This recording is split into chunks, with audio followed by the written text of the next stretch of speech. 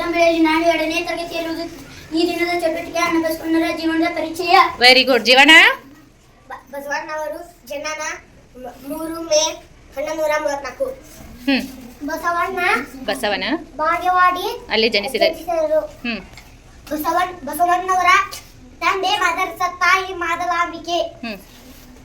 ಬಸವಣ್ಣವರ ಪತ್ನಿಯವರು ನೀಲಾಂಬಿಕೆ ಗಂಗಾಂಬಿಕೆ. ಬಸವಣ್ಣವರ ಮಗ ಬಾಲ ಬಸವಣ್ಣ. ಬಸವಣ್ಣವರು ಕಲಚೂರಿ ಬೀಜಳ ಆಸ್ಥಾನದಲ್ಲಿ ಮಂತ್ರಿಯಾಗಿದ್ದವರು.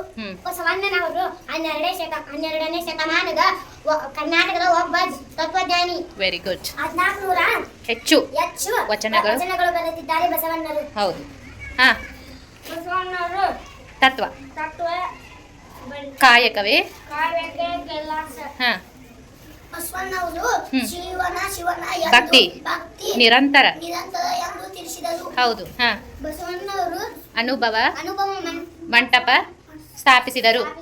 ಹಾ, ಬಸವಣ್ಣ ಹಾ, ಜಗಜ್ಯೋತಿ ಬಸವೇಶ್ವರ ಎಂದು ಕರೆಯುತ್ತಾರೆ. ಹಾ, ಬಸವೇಶ್ವರ ಕರ್ನಾಟಕದ ಮಾರ್ಟಿನ್ ಲೂಥರ್ ಎಂದು ಕರೆಯುತ್ತಾರೆ. ಹಂಗಾರ ಇವತ್ತ ಜಗತ್ತು ಕಂಡ ಅತ್ಯಂತ ಶ್ರೇಷ್ಠ ವಚನಕಾರ ಹಾಗೂ ಕಾಯಕವೇ ಕೈಲಾಸ ಅಂತ ಸಾರಿದಂತಹ ಬಸವಣ್ಣನವರ ಬಗ್ಗೆ ಪರಿಚಯ ಮಾಡ್ಕೊಂಡು ಹೋದಲ್ಲ.